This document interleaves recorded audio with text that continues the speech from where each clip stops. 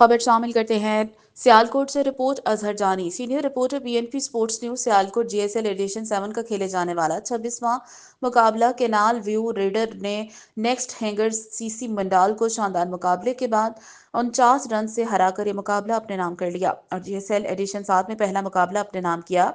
Next hanger CC ने toss जीतकर पहले बॉलिंग करने का फैसला किया। केनाल व्यू ने 182 रन का शानदार हदफ सेट किया, जिसमें अब्दुल रहीम 66 रन बनाकर टॉप स्कोरर रहे। इनके साथ अदनान जट के 50 रन शामिल थे।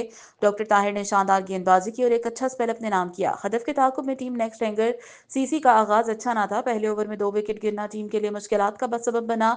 बैक टू बैक विकेटें गिरती रही और ये मुकाबला एक बड़े मार्जिन 49 रन से लूज कर गई। वसीम कसाना और दाऊद ने 4-4 विकेट हासिल की। Man of the match Abdul Rahim और दाऊद को अच्छी परफॉर्मेंस पर जीएसएल स्पोर्ट्स की जानिब से 4,000 रुपए और एक खूबसूरत ट्रॉफी इनाम दिया गया। पहली जीत हासिल करने पर केनाल व्यू रेड को मुबारकबाद पेश करते हैं। Very well played. Media partner PNP sports Sialkot.